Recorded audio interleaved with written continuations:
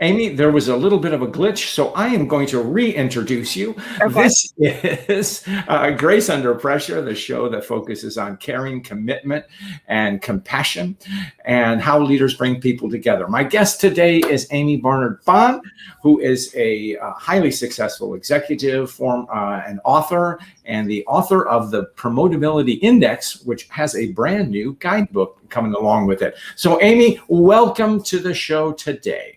Thank you, John. Happy to be here.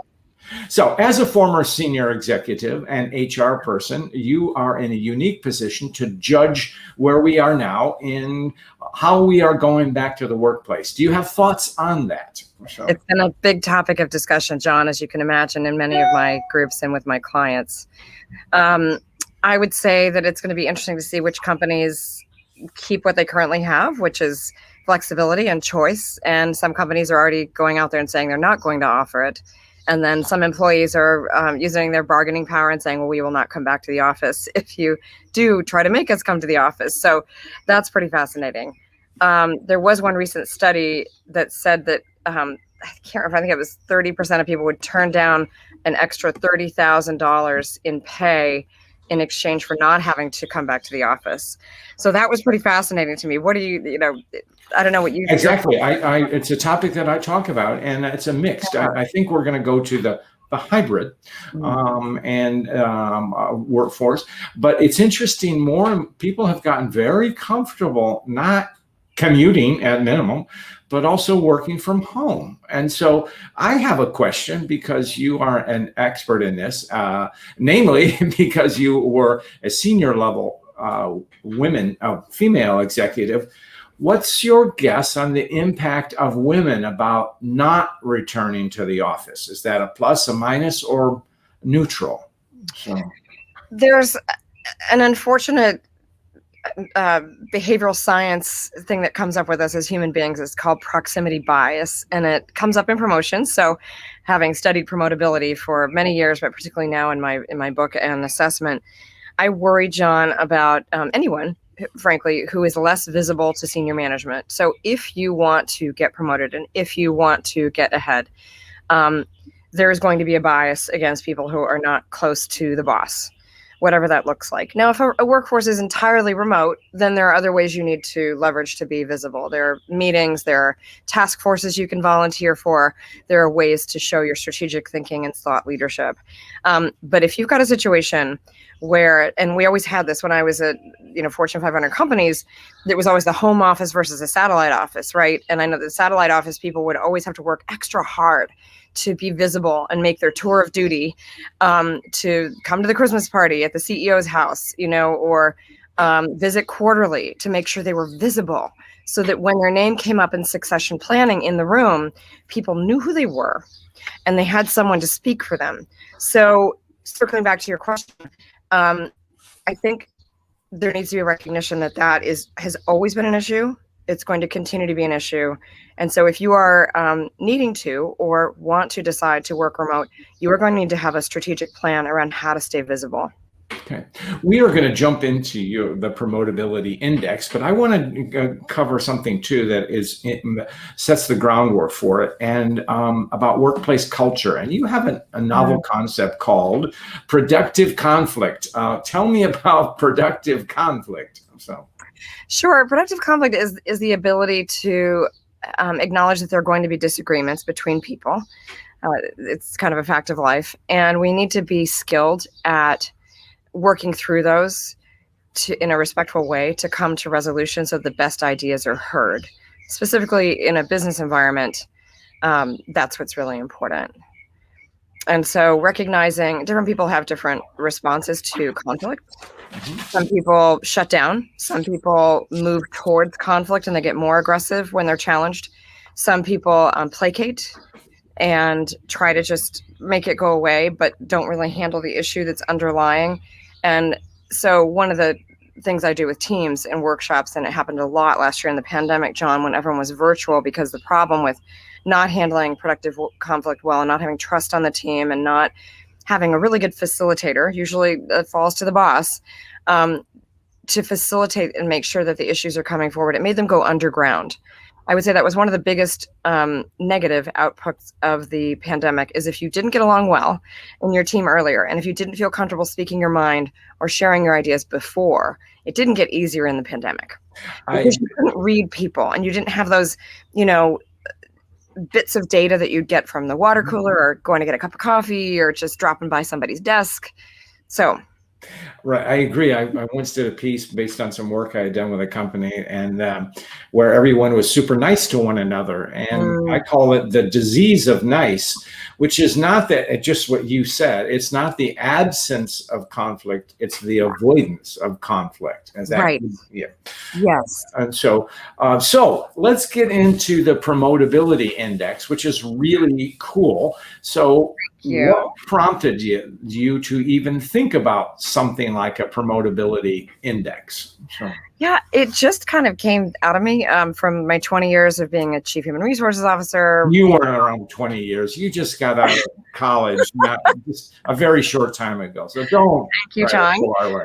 But I did do my long tour of duty in a variety of roles as a risk officer, chief administrative officer. And I just felt like there's a lot of people that don't know what really impacts promotability. And so for those people who want that, not everyone does. In fact, my studies have shown that about 30% of people don't want to be promoted. They don't, and that's okay. I'm glad you mentioned that, because there are people who really are comfortable doing what they're doing. And I believe, maybe from your perspective, they make the company go. And to promote them gets them out of their comfort zone, and not in a positive sense, but perhaps a negative. Would you agree with that? Yeah, the call to leadership has to be a very conscious choice. You are taking on significant responsibility. And so I would never, I think some people might need to be encouraged because of a lack of self-confidence. They might love it and they might be wonderful. And in fact, women often need, a male ally or another mentor to come and tell them and say, hey, you can do more. I see this spark in you. I know you have it in you. And sometimes that can, but if it's someone who's like, nope, happy, content, love being my technical specialist, go-to person, I would not want to talk someone into that, because it is a whole other range of skill sets, which is what we'll probably talk about with promotability, and has nothing to do with your technical ability. And for some people, they don't want to give that up. And I know, you may know too, John, people who were miserable when they were promoted. They thought they needed to, they thought they had to, for their own internal, their voices or what their parents told them, or just for people to be proud of them, or they wanted the money. But then they're absolutely miserable because they miss doing the work. They miss doing what they're trained to do, right? That's something I talk about and have seen a lot. And I'm glad you're focusing. And I'm also glad you're drawing the distinction between people who truly are comfortable doing what they're doing. I see this in people who are designers, research scientists, academics to a position, are comfortable. They want to do the work. They don't want to go up and be in management. So I'm glad you but you also make a very clear distinction about, and I love the way you phrased it, that seeing a spark in someone. Like, yes, Amy, you may not see yourself in this role, but I think you can do it. And that's a very key distinction. So thanks for raising that issue. So now, along with your if there are factors of the promotability, and there are 5 of them, and I can remember them. I don't have to, because I printed them out from your website, which we will put in the notes for the show. So talk about presence, executive presence. Sure. Well, executive presence. It's important because it is, as human beings, we judge somebody within 90 seconds usually on whether we think they're going to be interesting or how. I think I do it in 10. Well, usually I always say, Amy, my first impressions are invariably wrong. And that's a challenge, John, right? So all the more important to get it right the first time. Because like it or not, we are judging each other and judging other people. And so executive presence can either make or break that first impression.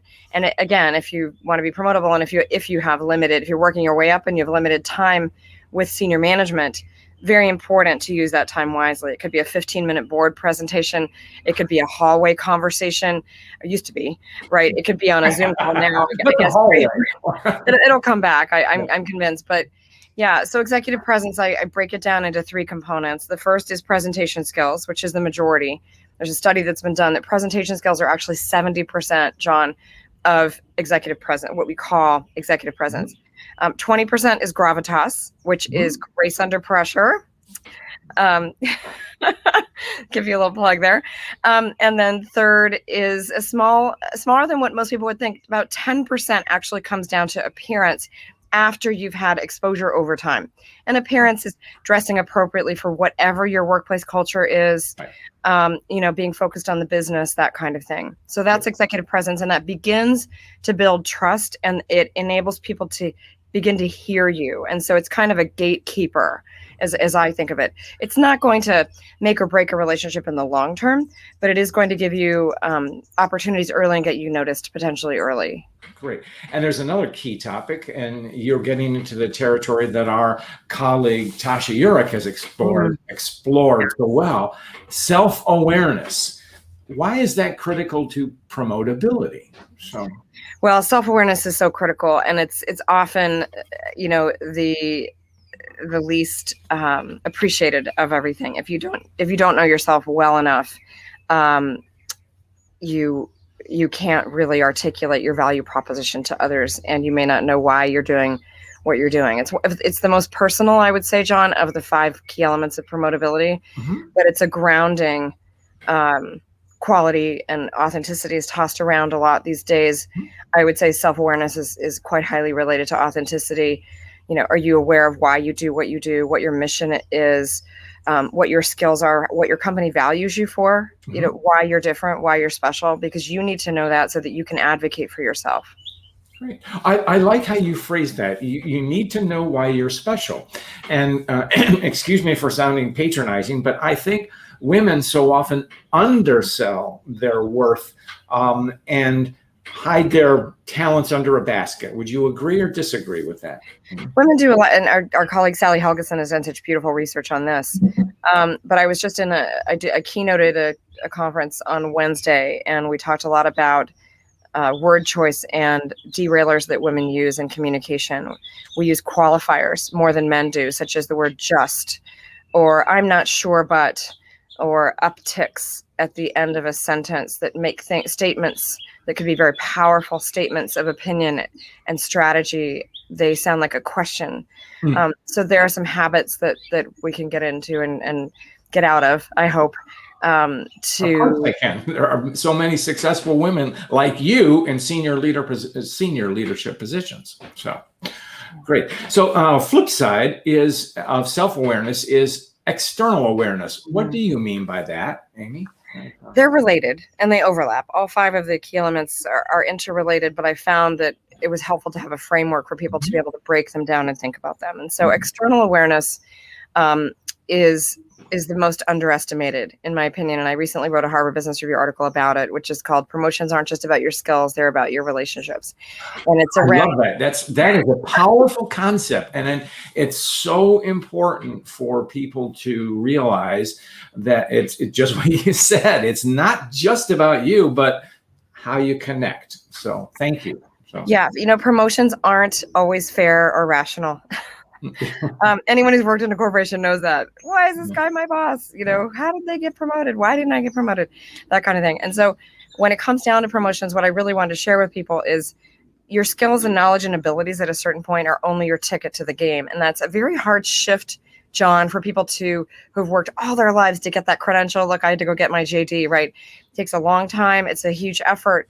So it's very difficult to then make the switch and be like, oh, I'm already at that level. I'm trusted as a trusted advisor for my skill set and my technical abilities. Now it's all about the relationships. It's about, do they want me at the table? Do they enjoy hanging out with me? When you get to the C-suite or when you get to a corporate board seat, it's all about, do they like you really ultimately? And how do you? I'm glad you said that explicitly. Yes. So what? Okay, let's just dig down here. And so if a person is perceived as we really just don't like that person. Is there anything they can do? Should they leave and find another opportunity? What do you think, Amii? So. It depends. I mean, many of my coaching clients are either come to me or are second sent to me by their HR or their CEO, and they say, look, this person is tops in their field. They're an amazing general counsel, or they're an amazing fill in the blank, head of sales, but the rest, they want to be promoted to the C-suite. They're at that level. They know our company, but they have this one flaw. Can you fix it? Or they're unaware. We've tried to give them feedback and they're not listening. Like they don't get it, that this is a block. And they will flatline. They will not move ahead. And so we do a 360 and we talk about it. And they have to be motivated. You can't coach anyone who's not motivated. So I work with the people that want to change and that are willing to be humble and courageous in getting the feedback. And even if they feel it's unfair, or if it's a perception or a judgment that's been placed too early and that their intent isn't showing up, we talk about and figure out, what is going on, what behaviors are showing up, how is it impacting other people, how is it derailing you giving your best, and how that shows up to your company and affecting change. Because most leadership roles are change leadership roles when it comes down to it, especially in the pandemic right now. And so you have to have those relationships so that people trust you and listen to you, and you can work through some really hairball issues. Right. Now, another one is I believe the most obvious, and I don't say that in a pejorative sense, but I know because I wrote a book on this, strategic thinking. Why is it so hard? Well, and for me, strategic thinking, there's so many good resources on strategic thinking. Where I focused for the Promotability Index assessment, which is 82 questions, and you take it and it can tell you where you fall on each of the 5 elements so that then you can focus on the ones you want to get better at. It's the degree, John, to which senior management views you as strategic. Because you could be a great strategic thinker. I know a few, and I just had a conversation a week ago with someone who took my index and was like, I never thought about that. But they kept it inside. They were they knew their 10K, they knew their business. And this was a man actually, but he didn't ask the right questions at the right moment to demonstrate and make transparent his thinking in terms of what was going on in his inner world. And the fact is, if you want to be promoted and you want to be seen as serious in the senior executive suite, you need to be viewed as a strategic thinker. And that shows up in what's your focus? What questions do you ask in a meeting? Are you thoughtful about it? Does it demonstrate already? Does your question in and of itself already demonstrate that you've done your homework? You know already what's on the CEO's mind and what's on the head of sales' mind, or your challenges in supply chain, or whatever you're going through right now, your regulatory. So great. And there's the final one is the one that I found as a pleasant surprise, and it's in the world. It covers the world in which you and I operate, and it's we have to do it, and we call it thought leadership. What does it mean in a collective or corporate environment to be a thought leader?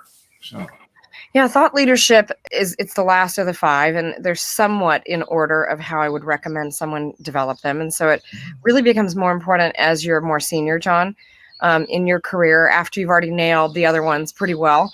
And it's around demonstrating that you care about, that your circle of concern is broader than simply your vertical in business. Like, let's say you're the CFO.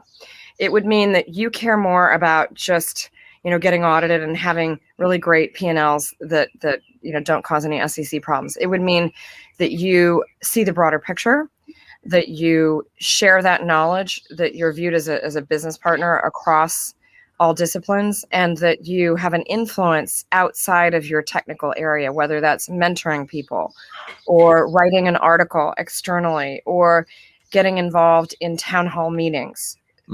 Internally in a corporation, that it looks a little different.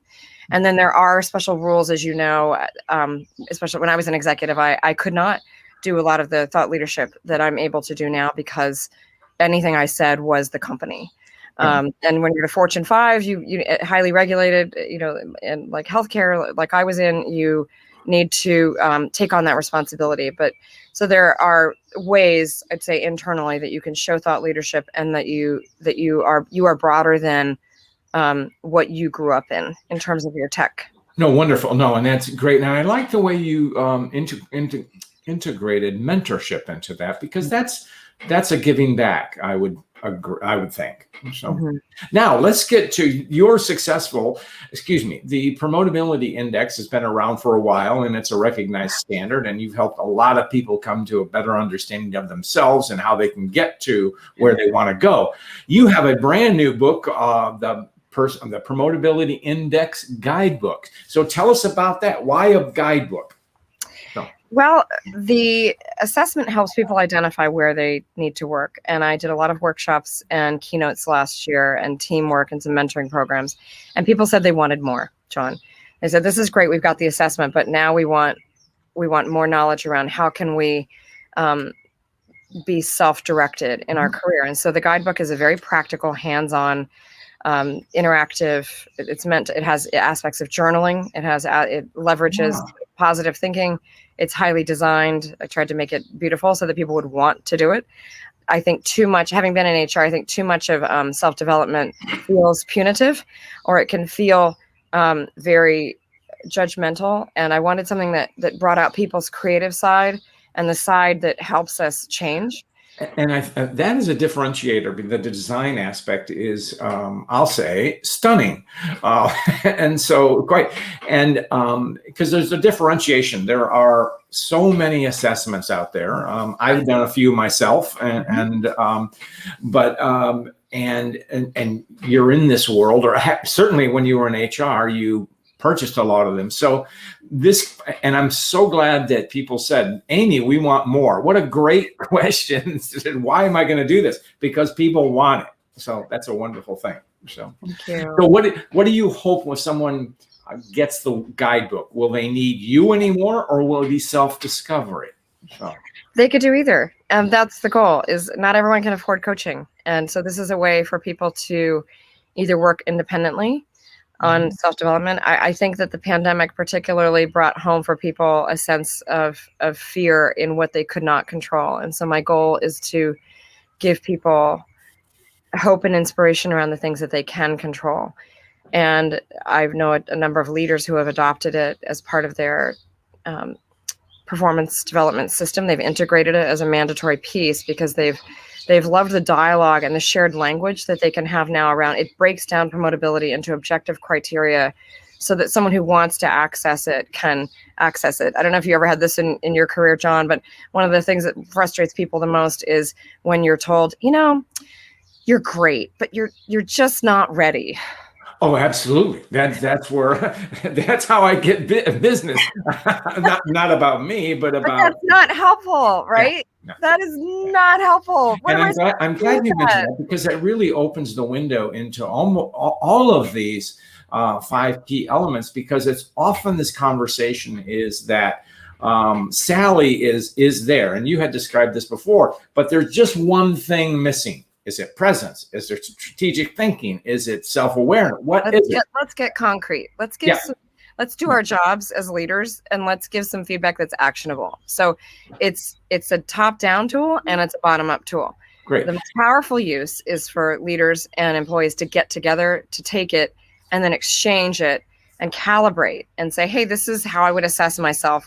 What do you think? And vice versa, and then get the feed forward. My goal was to make a safe space for people to be able to have these conversations. Right. Now, I'm guessing, and give you a chance to, here's a softball. Could executive coaches use this guide? Well, they can. I've had several that have used these. I've had thousands of people who've already taken the assessment. It's free. It's trademarked, and I'm happy for anyone to use it. It's kind of my, gift to the universe. The guidebook, requires some production. So that's not free. No, you are very kind and generous to offer the Promotability Index for free, but the book costs money to produce, right? Yeah, so of course. together, Don't apologize. So You're together, it's a very powerful toolkit. good. You know, No, that's and powerful. So good. We will have the link in the notes. So a sticky subject perhaps is if I'm want to be promoted, how do I initiate it? How do I have a conversation with my boss? Do I just walk in and say, "Hey, boss, promote me"? I've heard of that. I would not recommend that, but I have heard that happening, John. Especially people who are bitter and who have been keeping it in a long time, right? And who don't have that mentoring or candid type of relationship with their boss, which is many of us, unfortunately. So my number one tip for, initiating a conversation about a promotion with your boss is number one, completely separate it from the compensation discussion. Too many people do it around that time, and that's a whole different HR process, compensation and budget and raises, and getting promoted, technically really has nothing to do with the compensation promotion. Of course, yes, you hope that when you get promoted, you get a raise. But promotion is a discussion that you want to have separately. So I usually recommend doing it maybe in the fall, when it's clearly, most organizations do their comp review between January and March.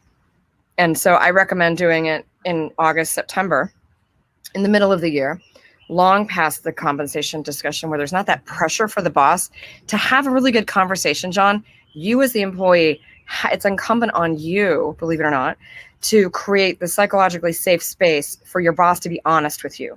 Great. No, I'm glad you mentioned that. But there's also part of the boss's or manager's responsibility.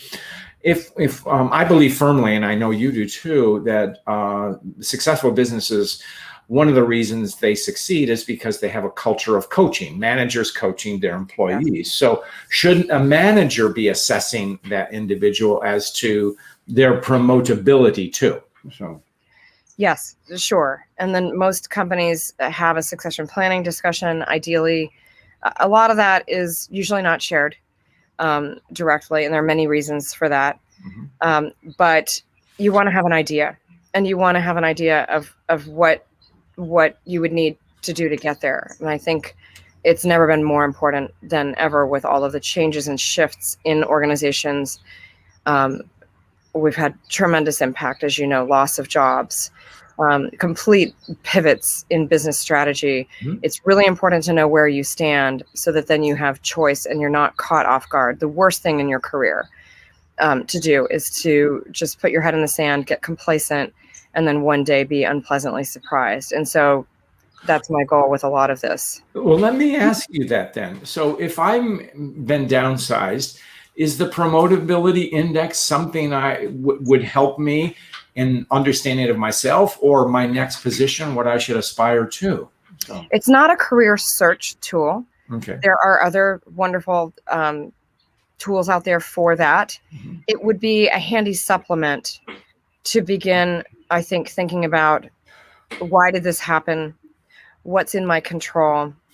What might I want to pay attention to next time? Great. That kind of thing. That's good. So it's a self-awareness building instrument then. And promotability. Yeah. And again, okay, maybe what didn't show up next time? Maybe I didn't show that I was strategically thinking. Maybe maybe it didn't come across that I really do care and that I really was working on this. Maybe I didn't do a good enough job. And I hate to use the word self-promotion, but there is a business savvy that we have to do. We do have to, no one's going to speak for our work. One of the biggest myths, in corporate America is, and for women particularly, is my work will speak for itself. No, it won't. It doesn't have a voice. And unless you're lucky to have one of those bosses that constantly promotes you, and they do exist, but they're busy too. And, they only get a few shots at that. You need to find the right diplomatic way of, without being annoying or aggrandizing or, obnoxious. You need to find the right way of diplomatically saying, this is something I'm working on. And, can we talk about this for a minute? I'd love your input. There are other ways to do it. Great. I'm glad you mentioned that. Just in a sense, it's great in a way. It's speaking up for oneself, and it's a question I get at the time. And I defer to the personal pronoun we. Talk about what we are doing. Yes. To demonstrate that you're a team player. But you have the right to advocate for yourself and your ability to, and your desire to be promoted. So, Yeah. Great. Anyway, sadly, time is racing by, and as you know, Amii, because Amii is a second-time guest on this show. I am. Can you imagine that, putting up with me for another 30 minutes? Oh, the woman is a woman of strength. So anyway, Amii, you have a story of grace that you'd like to share with us? So.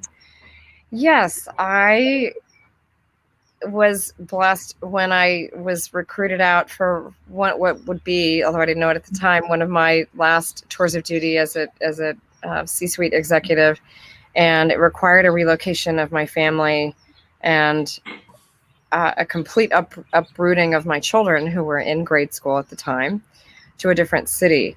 And my husband works, and he had his job as well. And I remember thinking, gosh, I shouldn't go for this. We've lived here forever. We love it. I had actually restored an old Tudor home. And so I had a, personal anchor there, and friends and family. And I went to my husband and I said, I've got this really cool job offer. It was a CAO job, John. So it was one where I didn't have to choose between HR and legal. They were seeing me as a strategic leader that could cross everything, IT, program management, strategy, governance, and the general counsels and HR, communications. So it was really exciting intellectually. I thought, wow, this is cool. I'm going to really get to stretch. I'm going to get to know new areas, but I can leverage my past strengths. And my husband said, let's go check it out. He said, I would completely be open to that. I mean, no hesitation whatsoever. And so for me, I was stunned and humbled that he, gave me that space, and we wound up taking it, and it wound up being an amazing opportunity, and we wound up all being happy. But I was terrified because it was all on me, and I worried about my family's happiness and my husband's job satisfaction. It's a lot to do that, right? So that for me was a moment of grace. No, it's a very powerful and transformative thing. And I will say, I'll chip in, another act of grace that you offer is the Promotability Index for free. So, and now available with the Promotability Index guidebook, which you can purchase. So the index people can get I made it easy too. They can just text the word promote me to 44222, John. So it's super easy to get. Great. We will put that in the notes. And so, Amii, it's been a pleasure to have you with us today. And I say thank you. And with that, Thank you, John. Thank you for inviting me.